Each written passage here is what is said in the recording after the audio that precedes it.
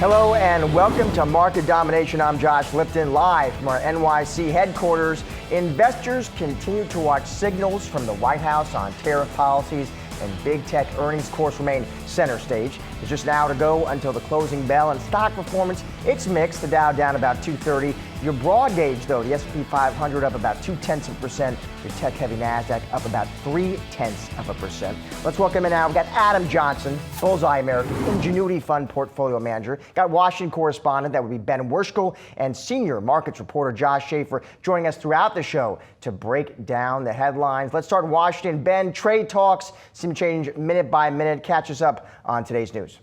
Sure thing. So the main number to watch here today here in Washington in terms of these overall trade talks is 15%. That's kind of a new rhetorical floor that President Trump set last night, and appears to be what they're going for with talks across a wide range of areas. That was what we saw in the Japan deal, 15% on autos, 15% on other things. It's what we see with the European Union deal that is still in the process of being worked out, but appears to be hinging around that 15%, which is an increase from the 10% floor that we saw recently. One trade talk in specific focus this week here in Washington, or today, is South Korea. The team is here in Washington, and they're negotiating with increased urgency ahead of this August 1st deadline next week, because of the Japan deal, essentially. There's a lot of parallels between the Japanese and the South Korean trading relationships with the U.S. And after Japan secured a 15% rate on autos, South Korea really feels like they need to do the same, because if there's a difference between those two, that's a big problem for companies like Hyundai and Kia and things like that. This focus on the 15% comes as the markets are sending a signal to the White House, at least how they're accepting it, that they're okay with this higher rate. This is a rate that Trump promised during the campaign and was seen as unrealistic. Now, after we get a Japan deal that has a 15% rate, markets rally on that. So what we're seeing is a focus on this rate, and markets seeming to accept it now as we get closer and closer to this deadline. Ben, switching gears, while I have you, my friend, the president's scheduled to visit the Fed this afternoon. We know, Ben, the president not happy with cost overruns at that site, not happy with Jay Powell in general. What do we expect today? Yeah, so this is a very unusual visit. The presidents usually don't go to the Federal Reserve. Trump has never been there, according to any records we can find. And obviously, as you mentioned, we're going to get a lot of Powell bashing from Trump today. We hear that on a daily basis from him. The sort of what to expect in terms of a shift here, other than the images we're going to see, which I think will be striking of this tour here, are kind of two levels for markets. The top one is whether Trump is willing to shift his rhetoric on whether Jerome Powell has committed fraud based on these renovations, which have increased in costs, but the Federal Reserve has said this is sort of normal. This is a complicated project. Trump has said he's signaling he's not going to fire Powell unless he has to leave for fraud, was the caveat he left. The question will be, as he comes out of this construction site, whether that rhetoric has changed. That would be a major change in terms of whether he's willing to entertain the legally questionable effort to oust Powell. The second question here is really important for the Federal Reserve, less in terms of Powell staying in office or not, but is just sort of how much more complicated they're going to make this renovation. This is a complicated project. Some of the aides expected to be with Trump are members of the National Capital Planning Commission, who are close allies to Trump, who are talking about whether Powell needs to get reapproval for this project. That would be a huge headache. It would stop the project potentially and force reapproval and kind of let the remaining 9 or 10 months of Powell's term be occupied by this. So it's kind of on those two levels of what we're watching for, but it's going to be a kind of wild scene with Trump and a whole parade of aides there at the Federal Reserve in about an hour's time. Adam, I'm curious to get your thoughts on this same theme of Trump and Powell, the tension there, the pressure on Powell. How, as a portfolio manager, do you sort of navigate and think through those headlines? Well, no one likes to see mom and dad fight. No one wants to see, the Fed chairman and the president of the United States fighting with one another. I think actually the reason, or one of the reasons, that President Trump is going to the Federal Reserve today is, look, this is his wheelhouse, right? He's a construction guy. He can look at this and say, that doesn't look right, that doesn't look right.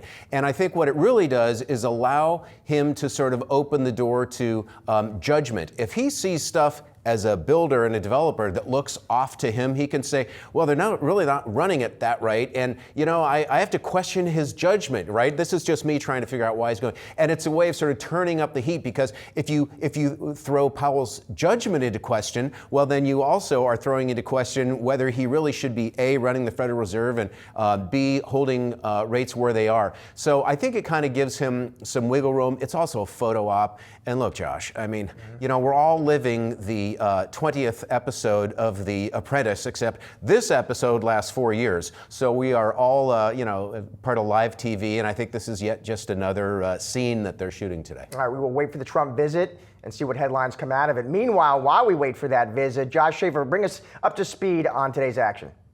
Hey Josh, so I'm taking a look at the S&P 500 here. S&P 500 is up about 0.2%. The NASDAQ composite is up about 0.3%. And then the Dow is the laggard today. The Dow is down over 200 points, or 0.5%. Really what I want to get into here is we just talked a lot of macro there, but it's a lot of fundamental individual driven stories that are sort of driving this market today, right? So you see Tesla shares down over 8% after reporting quarterly results last night. Tesla's automotive revenue falling 16% year over year. That seemed to be a big focus among analysts this morning. You take a look at Chipotle shares.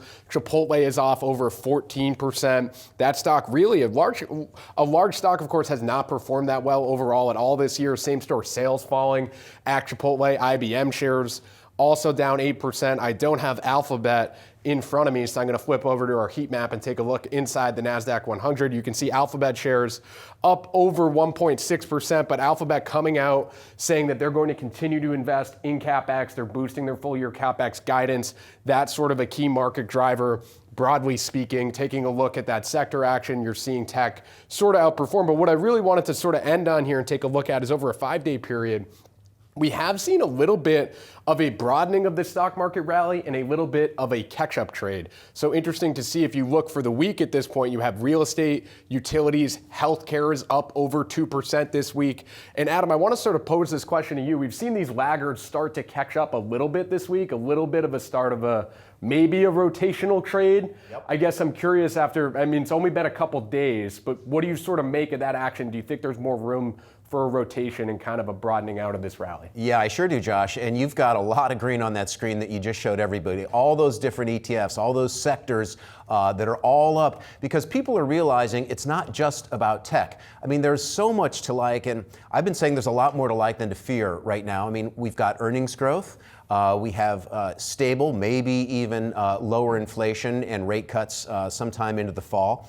We have an administration that is business friendly, that's reducing regulation, that just passed tax cuts, that just incentivize investment via full expensing of machines and factories. So there is a lot that's going right for businesses. And in fact, I think we're going to start to see more M&A. We've seen a few big transactions announced this week. That always bodes well when big companies want to deploy capital. So yeah, I think that you're absolutely right to point out that there are a lot of different sectors that are starting to catch a bid now. And for those of us who've been long, it was hard in January, February, and March, but we certainly got our payback, and I think we will go on to new highs. I'm very comfortable being fully invested. So it's interesting, Adam, because there were plenty of folks on this show got a little bit wobbly, right, with the headlines. You have remained constructive, and I remember, Adam, you come on, you said, listen, you reminded viewers, for you it is the 2 E's. It's earnings, it's employment, and as long as those stay solid, you stay long the market. Is that still the Adam Johnson mantra?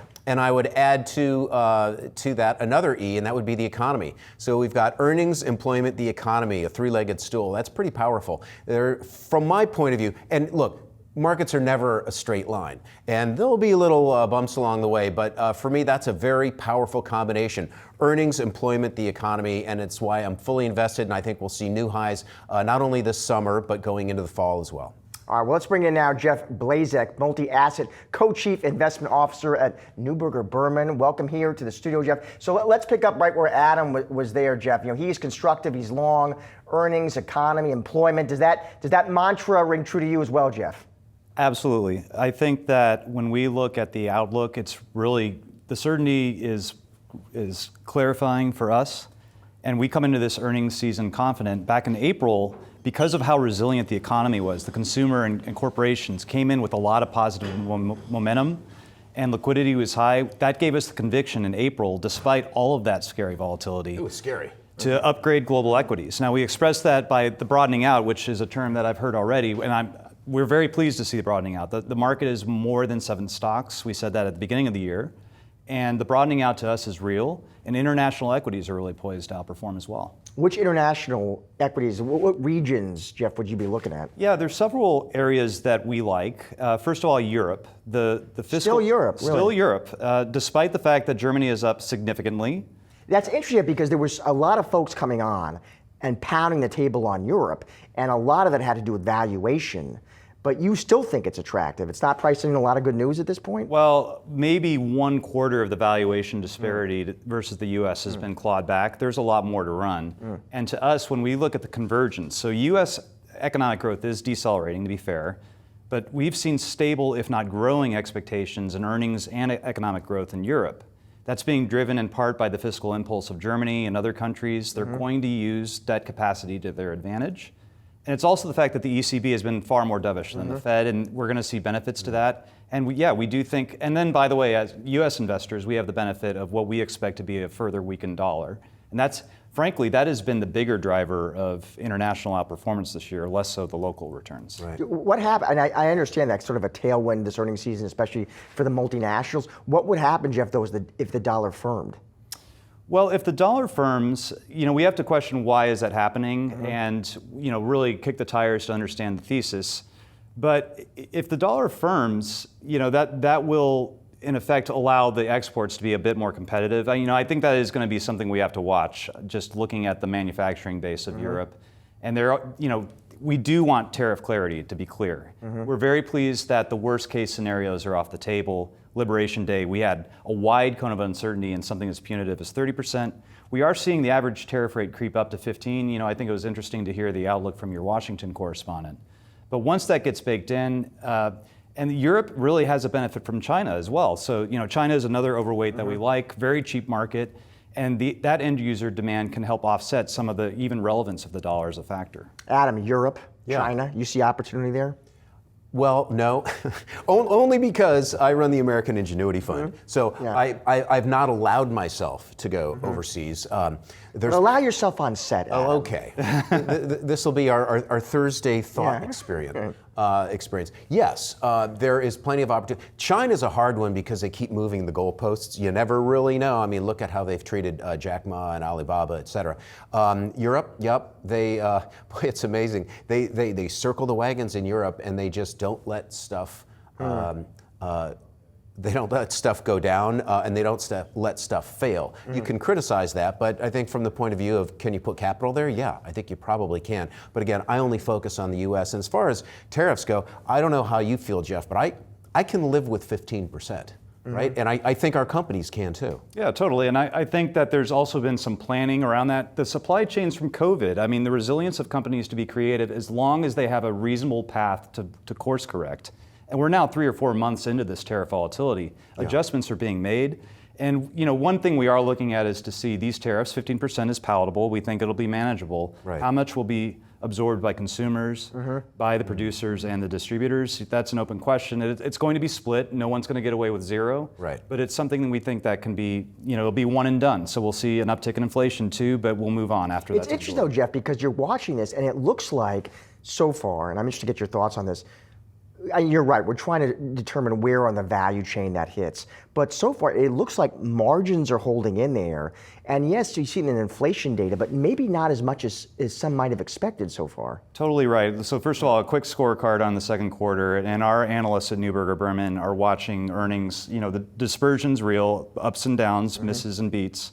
In general, there's beats, and as you point out, margins are stable. They're actually up a little bit. If you look through, we've had about 1/3 of the S&P report so far. Next week's going to be a very busy week, but top line is in about 4 or 5%. That's in line with a solid nominal GDP trend. Earnings may be higher than the initial estimates. They might be 6 or 7%, and it's driven by that margin being fairly stable. We're talking equities. What's your advice, Jeff, for fixed income investors listening right now? Yeah, fixed income to us, we believe fair value per our fixed income team is about 4.5% on the 10-year Treasury. We expect a terminal rate, so maybe a year from now, 3.5% on Fed funds. What that means is, as this volatility up and down continues, we add duration if we're north of 4.5, and then we trim duration if we're below 4.5, and that's been a productive strategy for us so far. Quickly, tell me I have to go, Jeff, but quickly, I just want your thoughts on commodities. Yeah, commodities, first of all, there's a lot of different sub-commodities in there. And oil, for example, there's a glut of supply. Again, we've expressed both longs and shorts in oil in our tactical asset allocation. The one commodity we believe firmly in is gold.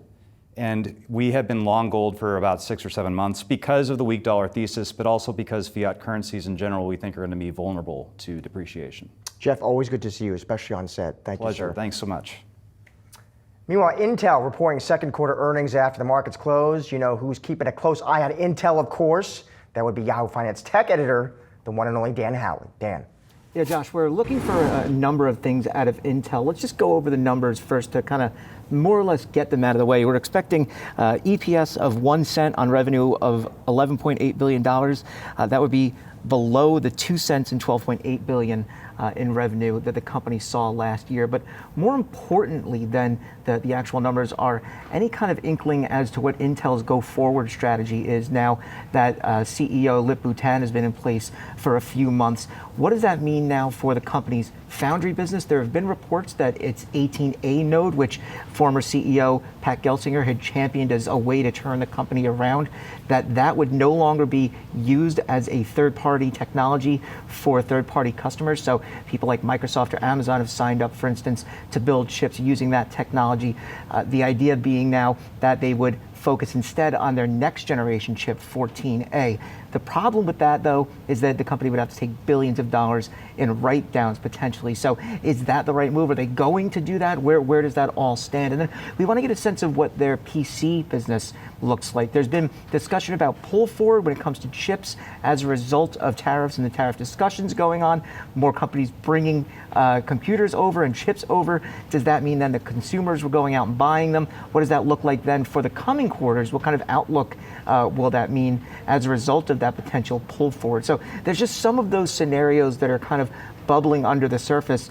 And again, the numbers are kind of, all right, let's just get them. The bigger story is what happens to Intel going forward.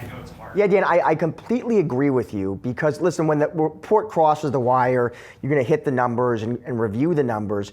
But I agree with you that there is sort of just this broader question, a bigger question with Intel. You have really this just iconic American company that, frankly, Dan, even on this show, we're not talking about as much. I mean, we talk a lot about the chips on this show, and it's NVIDIA and AMD, and it's Micron and Broadcom. I feel like Intel is not part of the conversation right now. It doesn't feel like it's in the bloodstream. When you see this report and you listen to the conference call, what are you listening for, Dan? What is the CEO strategy? What is the game plan here? I think anything that helps to give us a sense of what Tan's turnaround strategy ultimately will be, right? We had that under Gelsinger. It was get 18A up and out the door, move 14A forward, develop this third-party foundry. The foundry ended up losing a lot of money at the onset. Intel's main customer for the foundry is Intel itself still. That won't change for some time going forward. That were the prior projections. Are they going to continue that kind of business? Are they going to continue to try to reach out and be a competitor to the likes of TSMC? Or are they just going to use the foundry as an internal tool to build their own chips? Don't forget, before Lip-Bu came in, there were folks who were saying, look, Intel should just get out of the foundry business entirely, no longer even build its own chips, but contract out to others like TSMC, just as AMD had done with Global Foundries, kind of just getting out of that business, making it its own entity, and then going over and using TSMC to build its chips. I think that's really what we're trying to get is, what does this look like now as far as foundry goes, as far as chips go, and then outside of that, do you try to play in the AI market? They have really no way to compete with what NVIDIA has on offer, what AMD has on offer.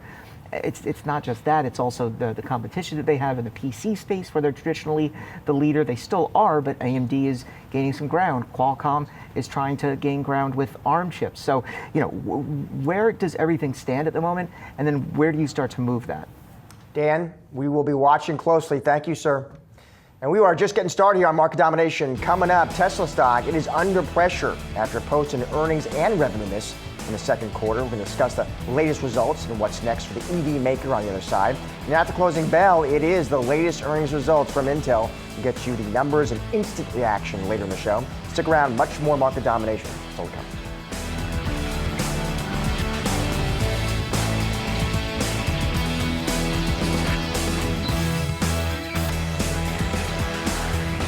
Tesla reporting second quarter earnings on Wednesday, and CEO Elon Musk bracing investors for a bumpy road ahead on that earnings call. We're in this weird transition period where we will lose a lot of incentives in the U.S. On the other hand, autonomy is most advanced and most available from a regulatory standpoint in the U.S. I mean, does that mean we could have a few rough quarters? Yeah, we probably could have a few rough quarters. I'm not saying we will, but we could. For more, we're bringing in now Al Root, associate editor at Barron's and Yahoo Finance senior autos reporter, Pras Sumerian. Welcome, guys, to the show. Al, I will start with you. It is great to see you, of course, as always, Al. Stock under pressure. Tesla's under pressure for very good reason, Al. It makes sense. I mean, they just reported a 12% year-over-year decline in revenue. One question I know analysts are asking, Al, if I was an investor in Tesla, I would be asking, is this the bottom, Al? What do you think? Yeah, it's a good question. It is great to see me. Good to see Pras too. Hey, Pras. It's an interesting question because the bottom in Tesla, and Pras can attest to this, I always say something to the effect of every 12 months, Tesla stock will be down 50% and up 100%. This is just the volatility we live with. It wasn't a great quarter. This is the fifth quarter of year-over-year earnings declines out of the last 8. Yet it still has $1 trillion market cap because of these hopes for autonomy. So is it the bottom? It's always kind of if Elon, expands the robotaxi business as fast as he says, and if he builds humanoid robots as fast as he says, then it's definitely the bottom. But we just sort of never know on timelines and things like this. So I would sort of subscribe to we're going to have a few rocky quarters. You're going to see typical volatility in Tesla, which means it's about 2x any other stock. And then we're just going to have to just be ready for days like this. Don't forget, last quarter was arguably worse. The stock was up 5% after that. Pras, I want to get your thoughts as well. Let's just stick that core EV business for a second, Pras, which is, that is what's still driving the P&L here for now.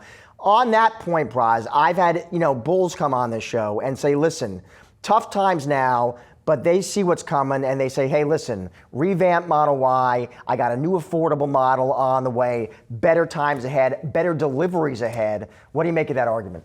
First of all, hey, Josh, and how you doing, Al? Hope you're doing well, man. So basically, that EV sort of core business there. Look, I think the CFO sort of hinted at the fact that they're going to see some, a big sort of a pull through in demand till the end of Q3 when we have the EV tax credit expiring, and then there could be some really tough times ahead following that. In fact, they're going to push the launch of this new cheaper EV until after that tax credit goes away, as a way to sort of maybe boost sales once that credit goes away. But the thing is that, Musk even hinted that the new cheap EV is just a Model Y that does less features. So that's not exactly, in my opinion, something that's going to motivate a new customer to come on board and buy a Tesla. I think we all hoped or kind of wanted to see from an investor or even customer standpoint a brand new vehicle, a smaller, maybe a hatchback, but we're not going to see that. We're going to see just another Model Y or decontented Model Y. I don't know if that's enough to kind of pull a Tesla forward in terms of their current EV sales. And again, as Al was saying, it's going to be really a bet on the next 5 years of robotaxi stuff and Optimus and whether they can actually execute on that vision.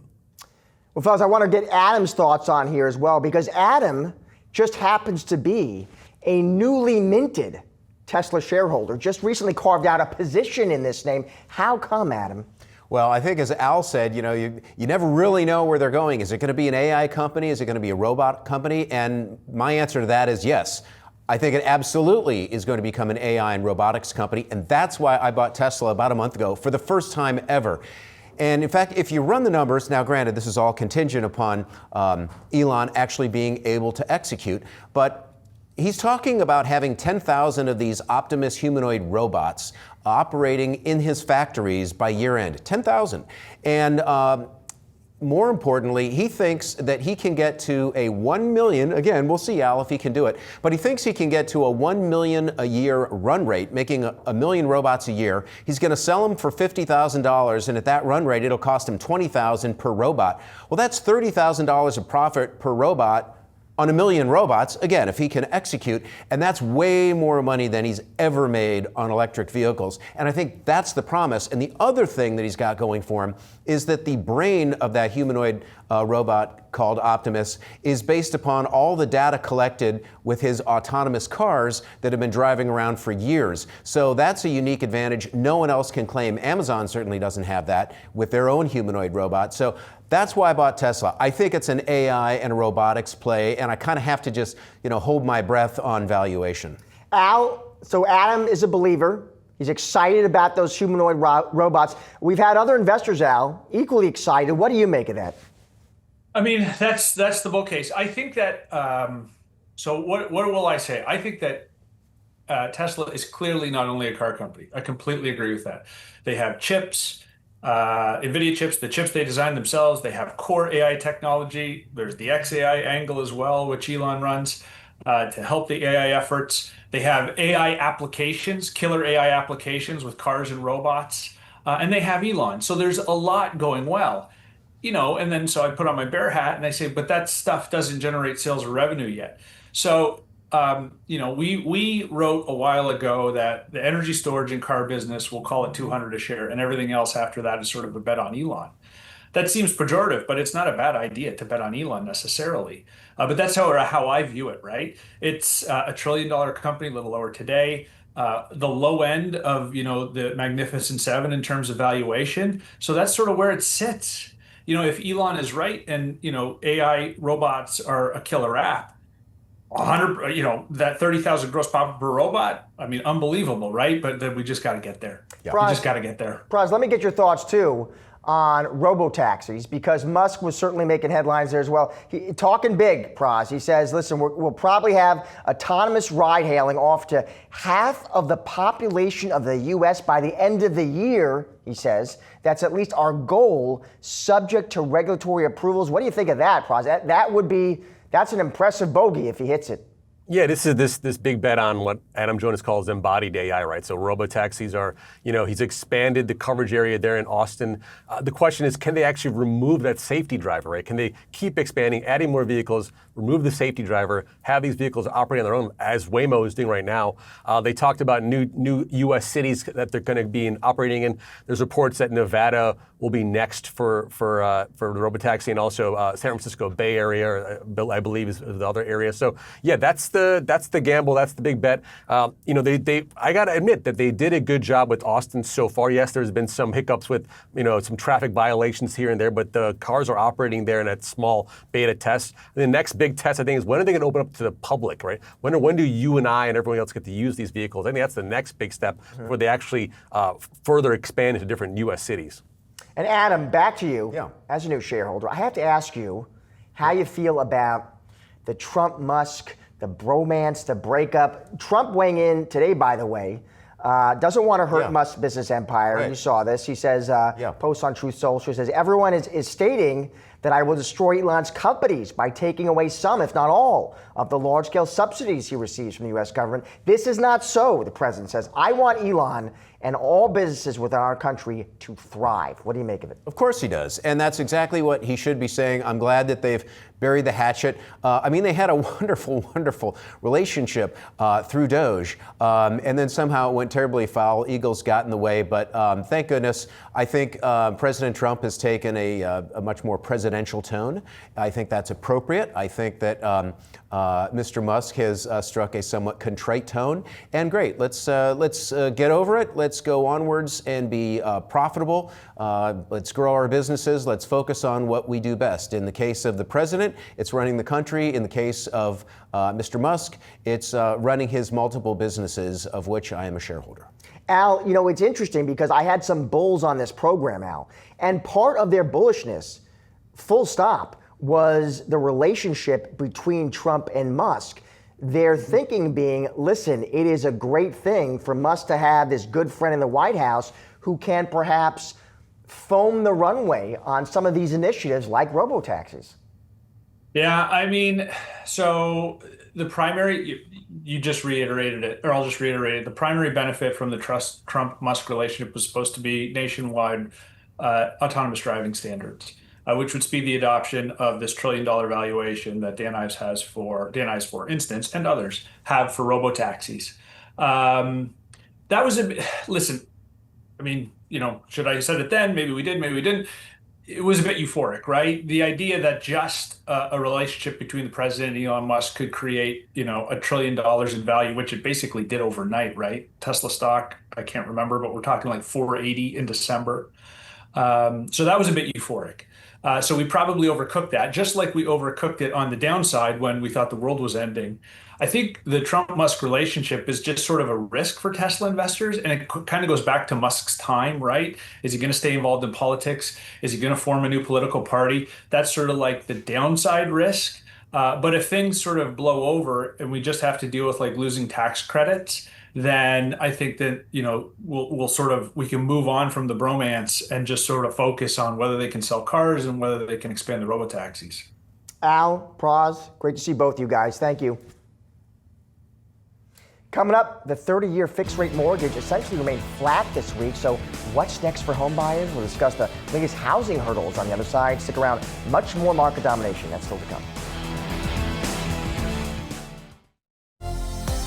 The early bird catches the gains. This is Morning Brief Market Sunrise. Live from London, we deliver an early read on global markets, from overnight action in Asia to real-time sentiment across Europe's major trading desks and a live look at US futures. We cover the stories to help you, the individual investor, get the edge with actionable financial information and unbeatable context. So grab that coffee, tap in, and let's own the morning.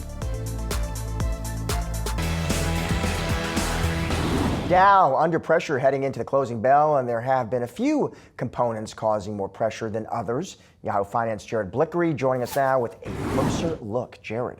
Thank you, Josh. Yes, the Dow's underwater by about 250 points. We had some disappointing earnings reactions in the form of IBM, or from the companies IBM and also Honeywell. And we'll take a look at the board in a second. Just wanted to show you the intraday price action, down about 0.5%. And by the way, just want to mention that we missed a record closing high yesterday by only points. It was just very close, but that doesn't really mean too much in the long scheme of things. What matters is that the Dow has been held back by some of these bigger names. And I mentioned IBM and Honeywell. I kind of picked on them, but year to date, they haven't really been the big problem in the Dow. So now we have this heat map for the Dow showing everything, all the components with their year-to-date performance. What stands out, there's NVIDIA, the biggest stock in the solar system, up almost 30%. Apple here down 14%, but United Health's down 44%. This is intraday. Let's dial up that year-to-date, and you can see they really fell into some problems in that April time period when a lot of stocks, most stocks, were bottoming and rocketing higher after that 4.8 low. That would be April 8th. Salesforce, that's United Health again. Salesforce is another one that's been underwater. Here's down 20%. Really wasn't able to climb off of those lows the way most other stocks were. And in fact, there are 4 different stocks here that were underwater for the year to date by double digits. And Merck is the last one. It's down 15.5%. So let me just show you a chart of the Dow. I'm going to arrange everything by performance, and there are 4 big losers down here: Apple, Merck, Salesforce, and United Health. And I'm going to show you the Dow. This is year to date, and here is yesterday when we just were missing those brand new highs from February, not able to top those. Now let me show you an alternate scenario chart that I've computed for the Dow, taking out some of these components one by one. So I have actually 5 different lines here. The one at the bottom is the actual Dow. That's in, let's call that peach right there, and it terminates right here at about 45,000. And if you take out United Health, guess what? It rockets up to 46,620. So that's this yellow line right here. And there's a pretty big gap between these two right here.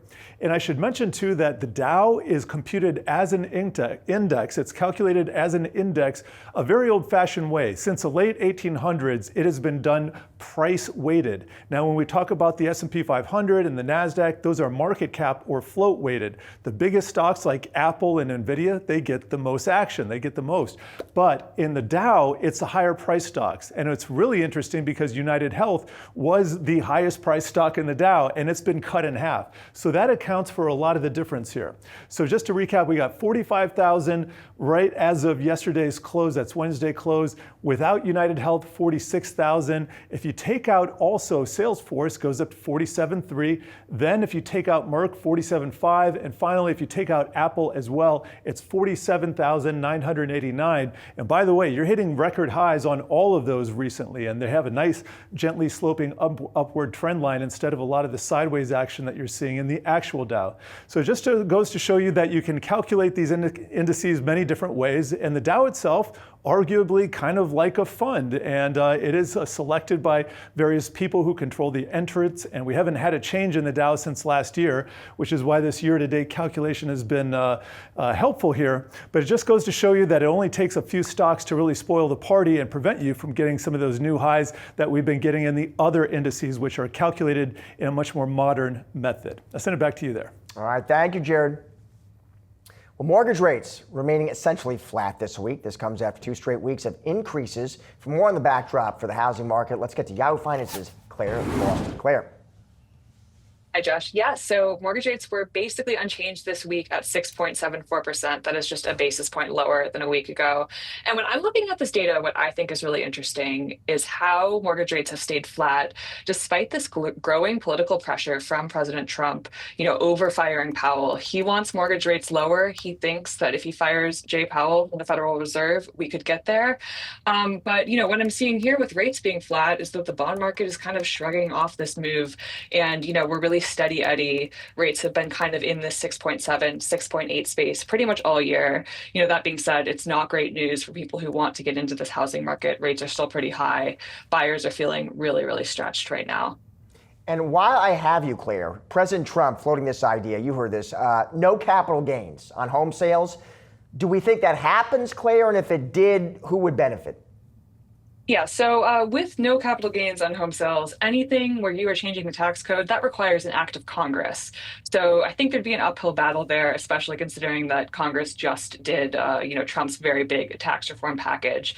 That being said, it's an interesting thought exercise.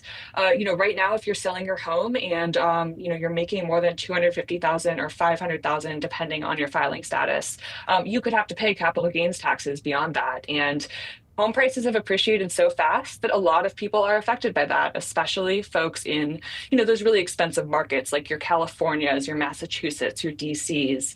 I was talking to an advisor today who says that there's a lot of homeowners with those $1 million homes who are not rich. So if you're getting that, 5-figure tax bill from the sale of your home, maybe you just don't move. And, that being said, you also have to wonder, do you want to be helping these people who have been in homes a long time? They're sitting pretty, they have equity. We'll see kind of in the years ahead what is being prioritized in this tax code here. We will. Claire, thank you. Coming up, President Trump has signed an executive order on artificial intelligence. We'll bring you that and more when we come back.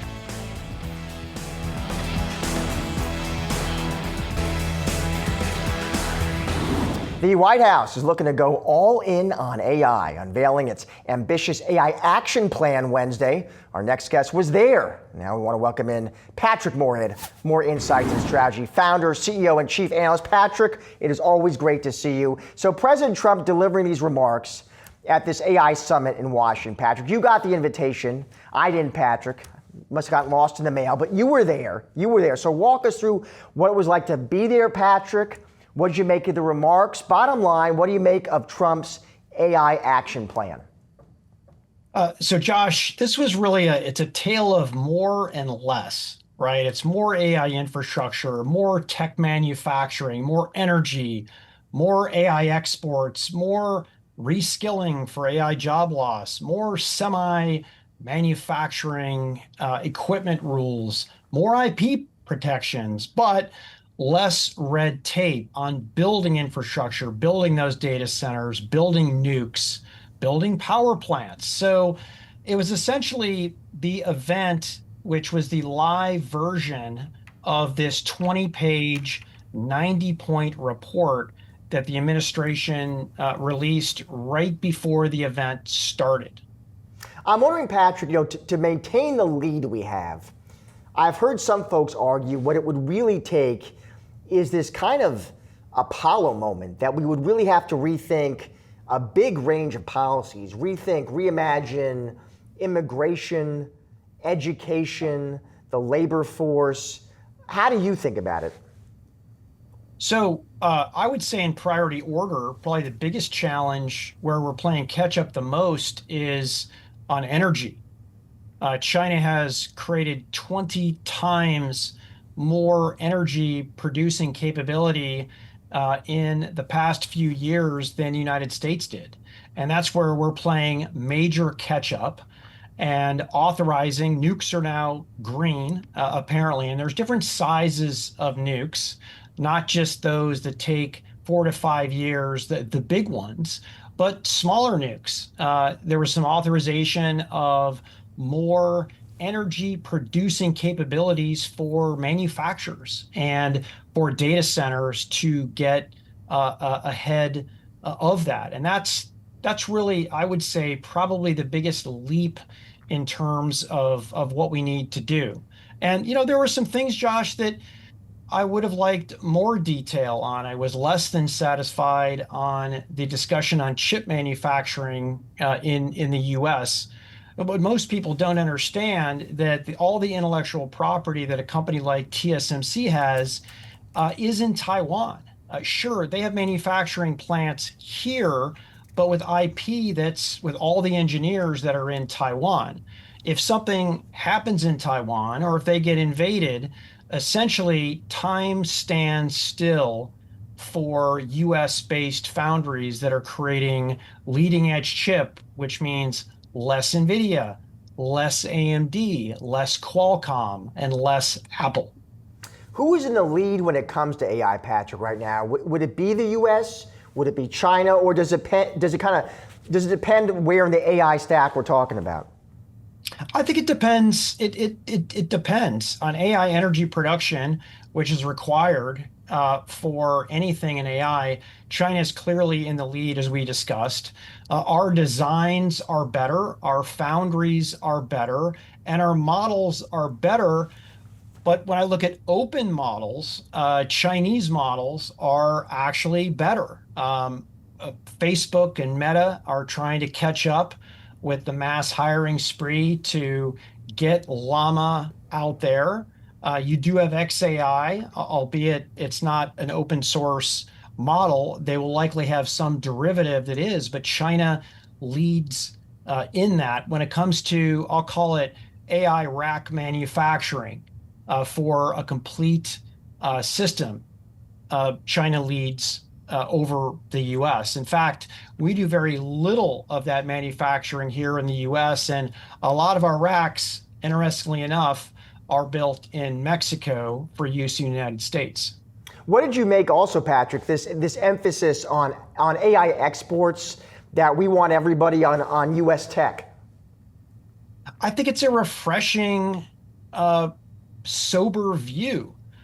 In the end, if we get the entire world addicted to and part of the US AI infrastructure, as we've seen with ecosystems and with network effects, it means that more people over a long period of time will be making investments in US tech.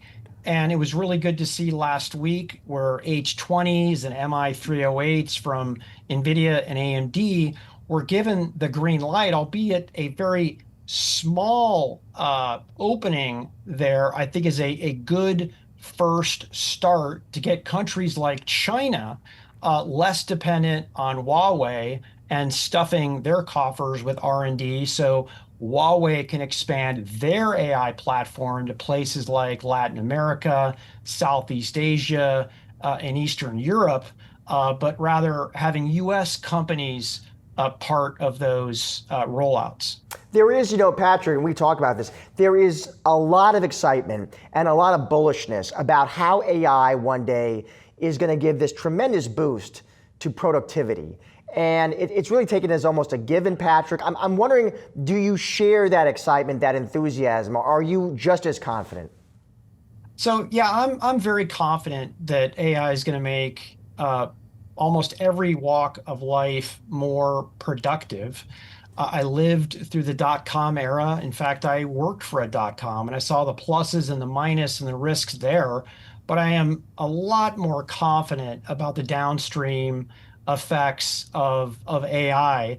And I would say even the abridged version, the one we're seeing today, which is a land of very smart querying tools who can do research for us, that eventually get extended through agents to allow us to do better work, to make a junior employee be able to do the work of a more senior employee, or a work of a more senior employee be able to do the work of a lot of junior employees. I think it's going to push on both ways. And one thing we really haven't fully comprehended, Josh, is bringing generative AI to the robotic edge. I know there's been a little bit of discussion about this. I would say NVIDIA and Tesla are leading the way on this. But if you think about, a robot in every home, multiple intelligent robots in the manufacturing plant, and although we don't call them robots, self-driving cars like Waymo and Robotaxi are very much robots whose primary method is to get us safely from point A to point B. Patrick, always great to see you. Always great to have you on the show. Josh. Thank you, sir. Thank you. While wrapping up today's market domination, don't go anywhere. We've got you covered with all the action following the closing bell, including the latest earnings report from Intel. Stick around, more market domination overtime coming right up.